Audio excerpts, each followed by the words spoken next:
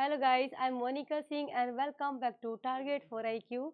आप सबके सामने एक बैच स्पेशल हम ला रहे हैं माइनर एक्ट, जो आपका बिहार एपीओ के लिए स्पेशली बनाया जा रहा है। और उसी के लिए मैं आज आपको एक क्वेश्चंस बता रही हूँ जो मेंस में आपका क्वेश्चंस बनता है। और उस क्वेश्चंस को हमें किस प्रकार से मेंस में आंसर राइटिंग करना है और एक तरीके से हमें अपने आंसर को परफेक्ट बनाना है, उसी चीज़ को डिस्कस करेंगे। और एक मोस्ट इंपॉर्टेंट क्वेश्चन हम डिस्कस करने जा रहे हैं पॉक्सो एक्ट का। तो स्टार्ट करेंगे, टाइम वेस्ट नहीं करेंगे और डिस्कस करेंगे। आज का मोस्ट इंपॉर्टेंट क्वेश्चन है पॉक्सो एक्ट का। चलिए स्टार्ट करते हैं। एक क्वेश्चन बनेगा मेंस के लिए, स्पेशली मैं बैच चला रही हूँ बिहार एपीओ के लिए, जिसमें हम आपको क्या लाइव क्लासेस भी प्रोवाइड कराएंगे। लाइव लाइव क्लासेस मिलेगी, उसमें आपके आंसर राइटिंग को चेक किया जाएगा कि आपने क्या किस तरीके से आंसर किया, उसमें क्या कमी है और आपको किस तरीके से और आगे उसको लिखना होगा। ओके, एंड उसका आपका फीडबैक दिया जाएगा और उसके बाद आपको एक प्रॉपर मॉडल आंसर भी प्रोवाइड कराया जाएगा अगर आप अच्छे से नहीं लिख पा रहे हैं किसी रीजन से। ओके, बार बार प्रैक्टिस कराई जाएगी जिससे कि आप अच्छे से अपना आंसर राइटिंग कर पाएँ, क्योंकि मेंस को क्वालिफाई करने के लिए सबसे बेस्ट तरीका होता है आंसर राइटिंग करना। कभी की कोई भी मेंस आप तब तक क्वालिफाई नहीं कर सकते जब तक कि आप उसकी आंसर राइटिंग ना कर चुके हो, बार बार आंसर राइटिंग ना कर चुके हो। आपने कुछ चीज़ें होती हैं जो हमें मेंस में फोकस करनी होती है। वर्ड्स लिमिट्स, टाइम लिमिट्स का हमें भी ध्यान रखना होता है और क्या क्वेश्चन में पूछा जा रहा है हमें वो चीज़ भी ध्यान रखनी होती है। और अगर एक क्वेश्चन है उसमें 2-3 पोर्शन है तो हमें उस 30 पोर्शन पर कितना वेटेज देना है और कितने नंबर का आपका क्वेश्चन है उसको आपको किस तरीके से लिखना है, वो छोटी छोटी चीज़ें अगर आपने कमांड कर ली है तो मेंस में बहुत अच्छे से नंबर आपके आ सकते हैं। और मेंस में अगर अच्छे नंबर आ गए हैं तो सिलेक्शन में मतलब फाइनल होने के ज़्यादा चांसेस होते हैं। इंटरव्यू में तो आप अच्छे से फिर कवर कर ही लेते हैं कुछ मार्क्स। तो यहाँ पर बात करेंगे फर्स्ट क्वेश्चन पर, देखेंगे आज का पॉक्सो एक्ट है। आपको पता है मोस्ट इंपोर्टेंट एक्ट है आपका पॉक्सो। ओके, पॉक्सो का एक क्वेश्चन डिस्कस करेंगे। जब भी हम मेंस का होता है ना, हर पता पीटी में क्या होता है, आपको मोस्टली सारी चीजें पढ़नी होती है। क्यों? क्योंकि कुछ नहीं पता होता पीटी में से क्या क्वेश्चन बनते होते हैं। लेकिन हम बात करेंगे मेंस में। मेंस में क्या करना होता है, मेंस में ना एक क्वेश्चन का फॉर्मेशन होता है और कुछ टॉपिक इंपॉर्टेंट्स होते हैं और कुछ तरीके से हमें उसको तैयार करना होता है। अगर कोई एक तरीके से छोटी पॉइंट्स है तो उसको छोटे की तरह तैयार करना होता है। कोई बड़ा क्वेश्चन है तो बड़ा टॉपिक है तो बड़े की तरह तैयार करना होगा। बट लिमिटेड होता है हमारा। इस तरीके से नहीं कि आप हर कुछ चीज़ तैयार करके जाएँगे मेंस में, ऐसा नहीं हो सकता। क्यों? आपको याद करना होगा उस चीज़ को। याद करने के लिए आपको स्पेसिफिक करना पड़ेगा कि ये पोर्शन अगर आ गया तो मैं इसको इस तरीके से ज़रूर लिखूँगा और उसको आपको बार-बार लिखना पड़ेगा। इस तरीके से लिखने से ना आपका जो आप यहाँ पे बार-बार प्रैक्टिस करेंगे, उसका उतना ही बेनिफिट आपको एग्ज़ाम में बैठ के मिलने वाला है। क्यों? प्रैक्टिस आपकी वहाँ पर बहुत काम आएगी।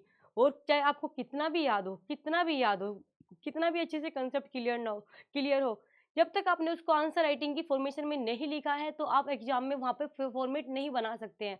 अगर आपने प्रैक्टिस की है तभी आप वहाँ पर विदिन टाइम, क्योंकि वहाँ पर इतना टाइम नहीं होता है कि आप उसको सोचिए, फॉर्मेशन करने की सोचिए, वहाँ पे इतना टाइम नहीं मिलता है। आपको बस जाते ही क्वेश्चंस पढ़ना है, क्वेश्चंस को समझना है और जो आपने प्रैक्टिस की हुई होती है, उसके अनुसार अपने आंसर को फॉर्मेट को लिखना होता है। इतना ही टाइम होता है कि क्वेश्चन पढ़ें एंड आंसर उसका फ्रेम करें माइंड में एंड उसको राइटिंग में मतलब वहाँ पे लिख दें अच्छे से। ये एक तरीका होता है। अदरवाइज़ मेंस में इतना टाइम नहीं मिलता है कि आप उसके फॉर्मेशन के बारे में सोचें और ये सोचें क्या चीज़ इसमें डालनी है, क्या चीज़ नहीं डालनी है। बस क्वेश्चन पढ़ें एंड फॉर्मेशन को माइंड में सेट करें और बना अपना आंसर लिखना शुरू करें। ये कुछ चीज़ें हम बार-बार प्रैक्टिस करने से हमें आ जाती है। ऐसा नहीं कि फर्स्ट आपने आंसर लिखा, आपने सारी चीज़ें उसमें लिख दी हैं, ऐसा नहीं होता है। हर बार हमें कुछ ना कुछ चीज़ें थोड़ी-थोड़ी सीखनी होती है। मैं यहाँ पे बस एक आपको क्वेश्चन बता रही हूँ और ये आपके पीटी पॉइंट्स के लिए भी इम्पोर्टेंट होता है, जो कहीं क्योंकि पॉक्सो बहुत ज़्यादा आता है, बहुत सारी जुडिशरी में उसमें आता है, राजस्थान एपीओ में भी आ रहा है, तो आपके लिए उसके लिए भी ये वीडियो इम्पोर्टेंट हो सकती है। मेंस के लिए तो है ही है, लेकिन पीटी पॉइंट्स भी इसमें से बहुत सारे निकल सकते हैं। अब हम बात करेंगे स्पेशली ये वैसे मेंस के लिए है। एक क्वेश्चन मैंने आपके लिए दिखाया है क्या, पॉक्सो एक्ट का फर्स्ट क्वेश्चन है यहाँ पर कि डिफाइन पॉक्सो। पॉक्सो को डिफाइन करना है एंड इसका क्या बताना है आपको, हिस्टोरिकल बैकग्राउंड बताना है। ओके, हिस्टोरिकल बैकग्राउंड बताना है, डिस्क्राइब करना है ऑब्जेक्ट एंड साइलेंट फीचर्स। किसके? उसके साइलेंट फीचर्स क्या होंगे पॉक्सो के, वो देखेंगे यहाँ पर। देखिएगा, इसको आपको क्या करना है, ये तो मैं एक मॉडल आंसर कर रही हूँ, लेकिन आप लोगों को क्या करना होगा, ये तो मैं बता रही हूँ कि इस तरीके से इसके हम मेन पॉइंट डाल सकते हैं। लेकिन अब ये डिपेंड करता है आपके मार्क्स, आपके क्वेश्चन पेपर में कितने नंबर का आया है। जितने नंबर का आया होगा आपको उसी हिसाब से अपना पैटर्न बना के लिखना होगा। ओके, अगर बड़ा है तो आपको इलेबरेट करनी होगी चीज़ें, अगर बड़ा नहीं है, छोटे उसमें आया है, शॉर्ट क्वेश्चन आया हुआ है, तो आपको सिर्फ इसमें मेन पॉइंट्स ही इंडिकेट करने होंगे, अदरवाइज आपको इतना ज़्यादा उसमें लिखना नहीं होगा। ये सब चीज़ें हम आंसर राइटिंग के करते करते सीख सकते हैं। बात करेंगे पहला पोर्शन है, इसमें 2-3 बातें पूछी गई हैं।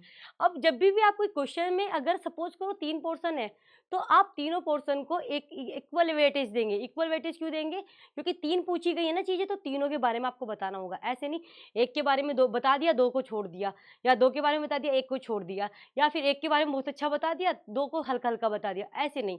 अगर जितना-जितना जो पूछा गया है ना, उसको उसी लेवल से आपको बताना होगा। एक थोड़ा-सा पैटर्न होता है चीज़ों को लिखने के लिए। बात करेंगे the constitution of India has erected and incorporated several of children, and India has incorporated several children, and India has also been signatory and its landmark international instruments such as क्या है आपका जो लैंडमार्क इंस्ट्रूमेंट है हमारा child के protection के लिए। अगर हम बात करते हैं conviction on rights of child, क्या conviction on the rights of the child है यहाँ पर हम बात करेंगे। However India lagged and dedicated provisions against child sexual abuse cases were tried under different provision of the Indian Penal Code, but such provision were found to be ill-equipped। यहाँ पर जो भी एक तरीके से था, यहाँ एक इंस्ट्रूमेंट आपने पढ़ लिया, इसके थ्रू किया जाता है इम्प्लीमेंटेशन। बोला गया कि इंडिया में जो भी एक तरीके से यहाँ पे लो था वो इल इक्विप्ड था, प्रॉपर तरीके से मैनर में नहीं था और प्रॉपर तरीके से इम्प्लीमेंटेशन में वो वहाँ पर नहीं था। इल इक्विप्ड था, पूर्ण तरीके से अच्छे तरीके से उसको इम्प्लीमेंटेशन नहीं किया जा रहा था। इसी चीज़ को देखते हुए यहाँ पर हम बात करेंगे, स्टार्टिंग की बात करें हम यहाँ पर, तो उससे बाद क्या चीज़ें आती हैं, कब क्या होता है, थोड़ा सा मैं आपको बताती हूँ। 1990 के बारे में बात करते हैं, 1990 की बात करेंगे, इसमें क्या चीज़ की गई थी उसको बताती हूँ। देखिएगा यहाँ पे हम बात करेंगे 1990 की। अगर बात करते हैं 1990 में, तो a child sexual abuse racket was Busted. क्या हुआ था? चाइल्ड अब्यूज के बारे में कुछ पर्दाफाश हुआ था कि क्या केसेस हैं, इन सब चीज़ों के बारे में अगर हम बात करते हैं। देखिएगा इन दी 1990 में a child sexual abuse racket was Busted. Racket के बारे में पर्दाफाश किया गया था, following which the state government of Goa executed a law. यहाँ पर क्या किया गया था? लॉ एग्जीक्यूट किया गया था, किस चीज के लिए एग्जीक्यूट किया गया था, किस चीज के लिए अभी बताती हूँ एक एक करके। यहाँ पे बात करेंगे क्या गोवा ने क्या किया। यहाँ पर Goa executed a law to promote child rights in 2003। यहाँ पर चाइल्ड के राइट्स को प्रोटेक्ट करने के लिए कुछ लोगों को प्रमोट बनाया गया था, एग्जीक्यूट किया गया था, जिससे कि बच्चे के राइट्स को क्या किया जा सके, प्रोटेक्ट किया जा सके।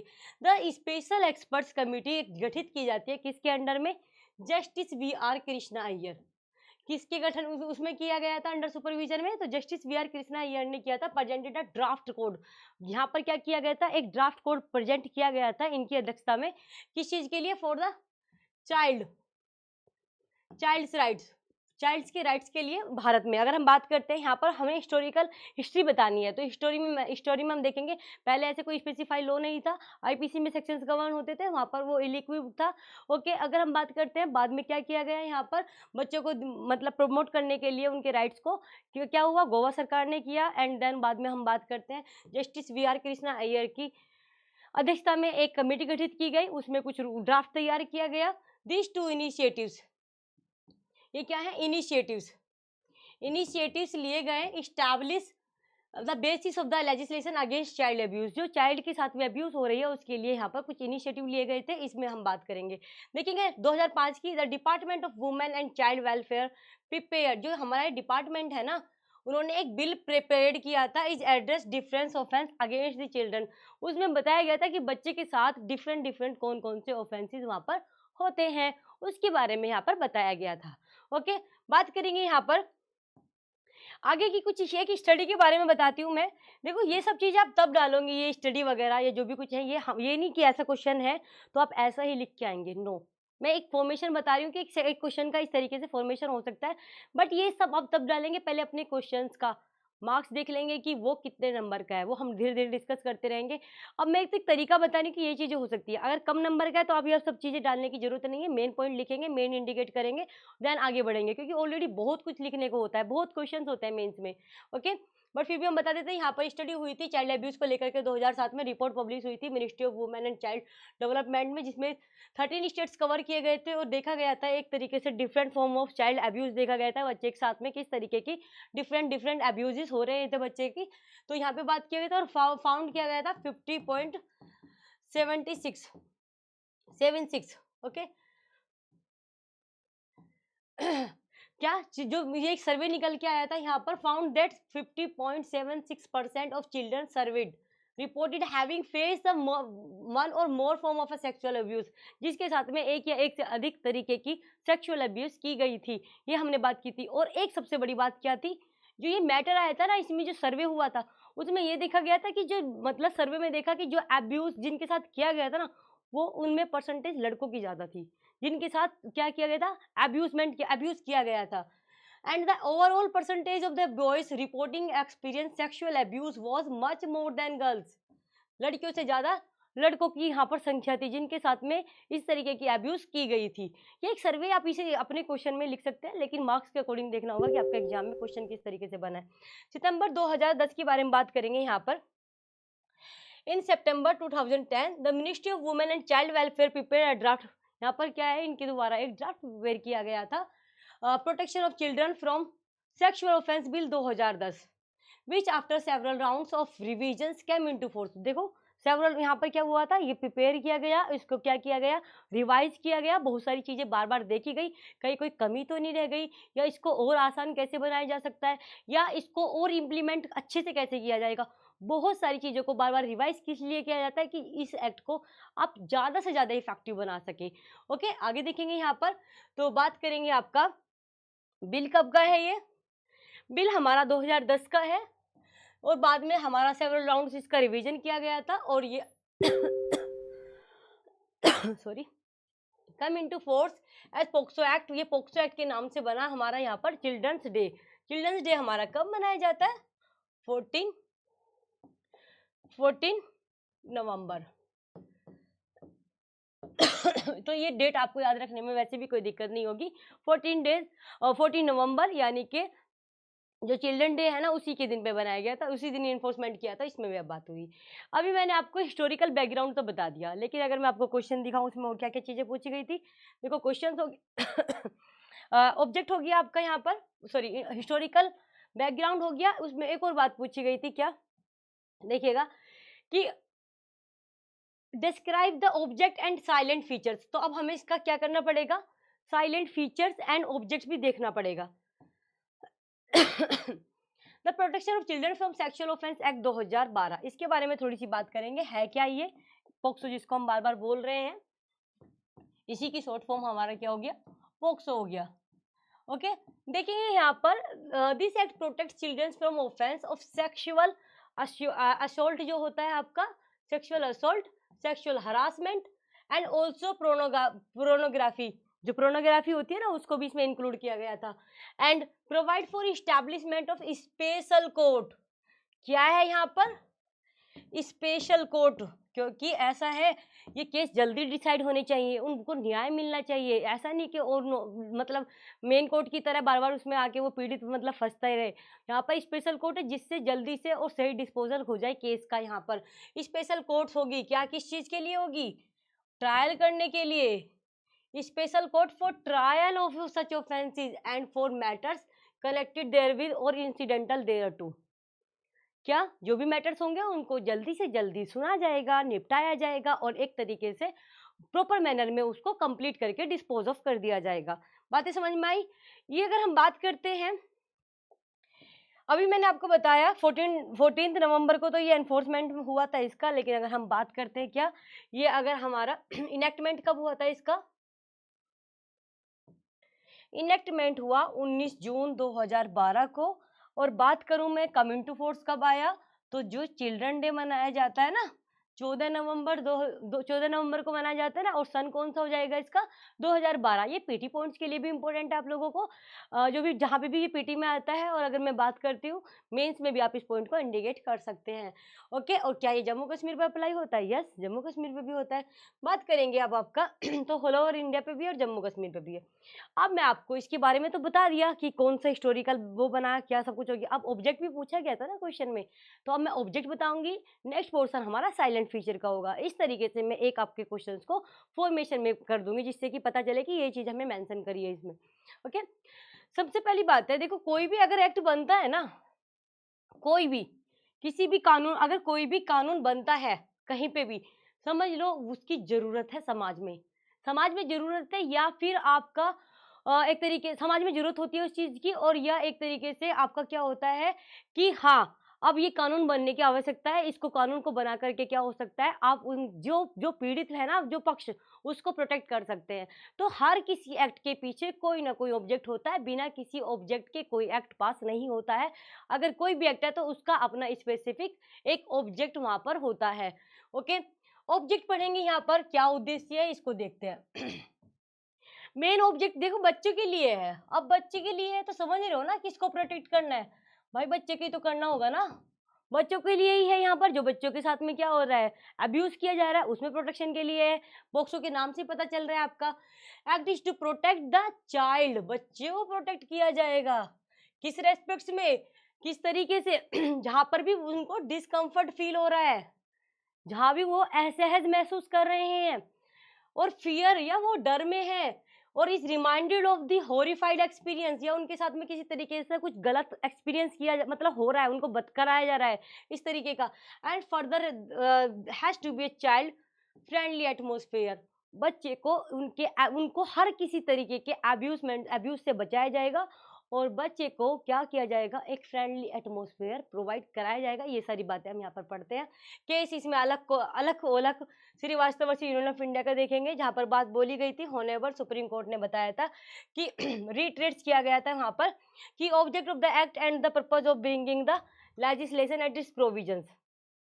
इसका मतलब यही है, इसका ऑब्जेक्ट यही है कि जो भी लेजिस्लेशन ने प्रोविजंस बनाए हैं वो लोगों तक पहुंचे, लोगों तक इम्प्लीमेंट हो, और एक तरीके से क्या हो, लोगों तक उसके बारे में पता चले, और एक तरीके से उसको प्रॉपर तरीके से इम्प्लीमेंटेशन कराया जाए।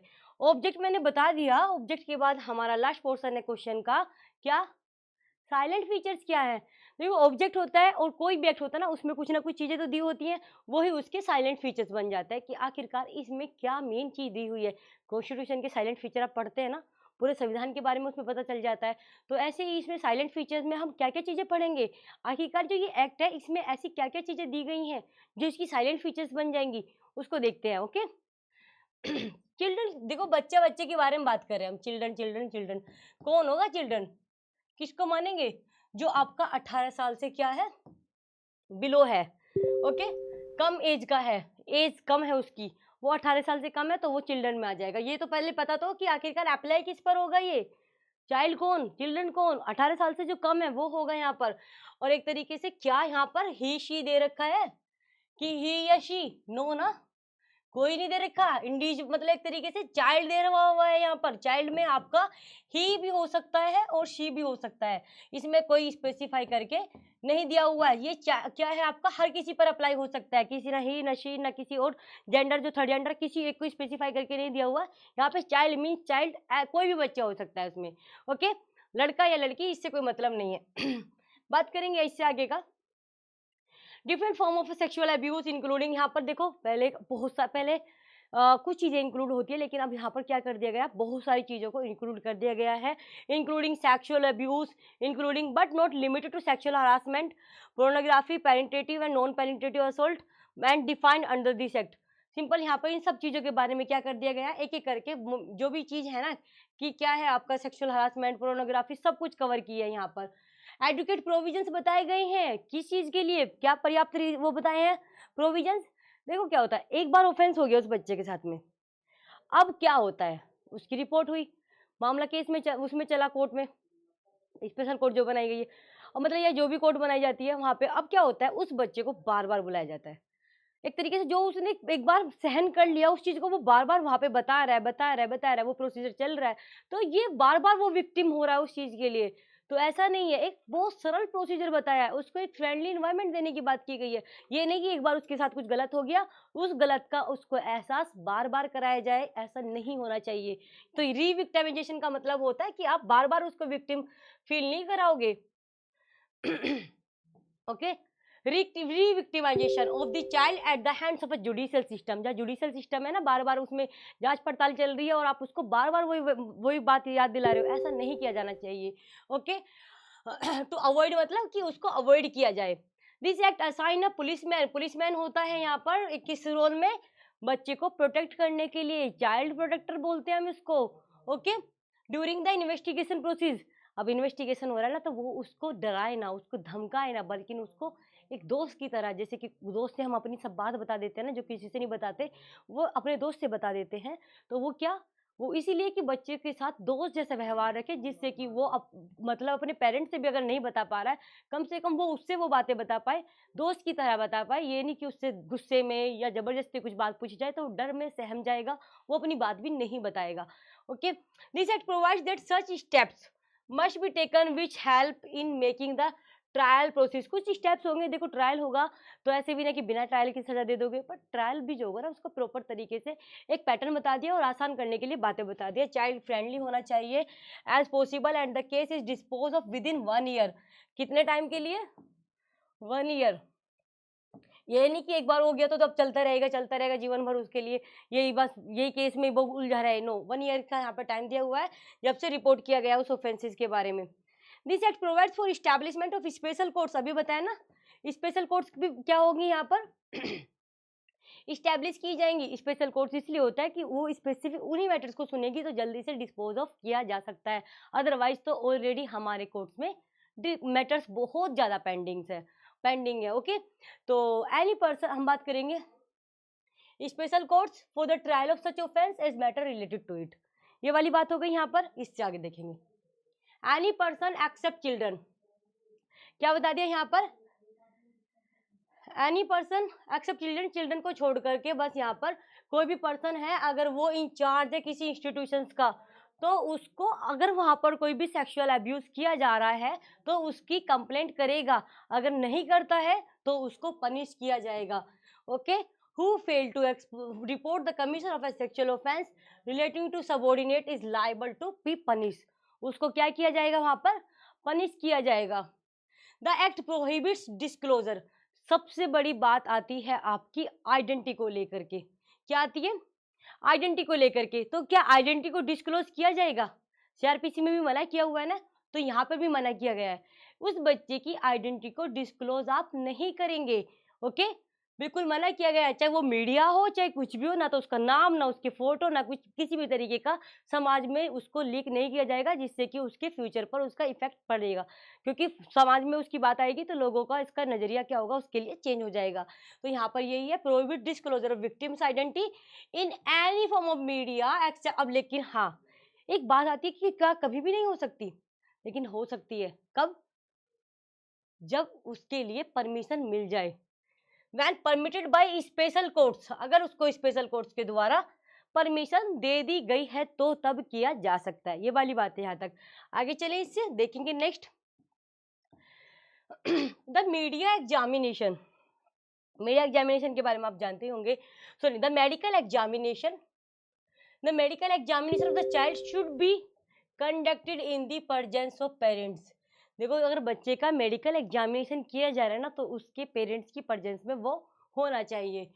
Of this child and in case of a girl child by lady doctor, अगर कोई लड़की है जिसका मेडिकल एग्जामिनेशन किया जा रहा है तो वो क्या होगा, वो लेडी डॉक्टर के द्वारा होगा।